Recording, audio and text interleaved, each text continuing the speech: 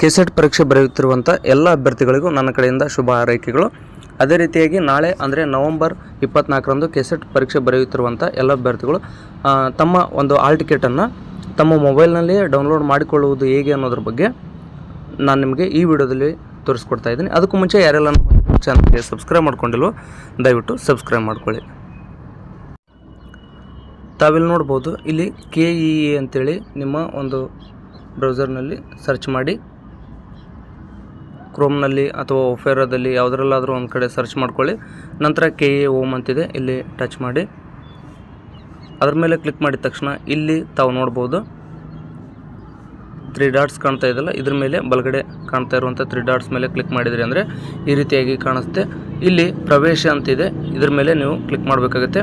ಒಂದನೇ ಆಪ್ಷನ್ ಇಲ್ಲಿ ಕಾಣ್ತಾ ಇರುವಂಥದ್ದು ತಾವು ನೋಡ್ಬೋದು, ಕರ್ನಾಟಕ ರಾಜ್ಯ ಅರ್ಹತಾ ಪರೀಕ್ಷೆ 2024 ಅಂತ. ತಾವು ಅದ್ರ ಮೇಲೆ ಕ್ಲಿಕ್ ಮಾಡಬೇಕಾಗುತ್ತೆ. ಅದಾದ ನಂತರ ಇಲ್ಲಿ ನೋಡಿ, ಒಂದನೇದ್ದೇ ಕಾಣ್ತಾ ಇರುವಂಥದ್ದು ಕೆಸೆಟ್ 2024 ಪ್ರವೇಶ ಟಿಕೆಟ್ ಡೌನ್ಲೋಡ್ ಲಿಂಕ್ ಅಂತಿದೆ, ಅದ್ರ ಮೇಲೆ ತಾವು ಕ್ಲಿಕ್ ಮಾಡಬೇಕಾಗುತ್ತೆ.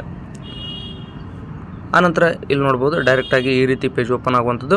ಇಲ್ಲಿ ಕೆಸೆಟ್ 2024 ಅಂತೇನಿದೆ ಅಥವಾ ರಾಯಚೂರು ಯೂನಿವರ್ಸಿಟಿ ಅಂತಿದೆ, ಅದ್ರ ಮೇಲೆ ಕ್ಲಿಕ್ ಮಾಡಿ ಆನಂತರ ನಿಮ್ಮ ಅಪ್ಲಿಕೇಶನ್ ನಂಬರನ್ನು ಹಾಕಬೇಕಾಗುತ್ತೆ.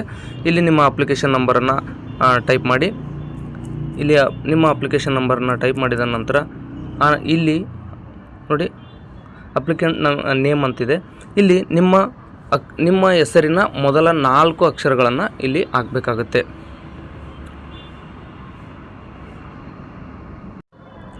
ಅಂದರೆ ನಿಮ್ಮ ಹೆಸರು ಏನಿದೆಯೋ ಅದರ ಮೊದಲ 4 ಅಕ್ಷರಗಳನ್ನು ಇಲ್ಲಿ ಟೈಪ್ ಮಾಡಬೇಕಾಗುತ್ತೆ.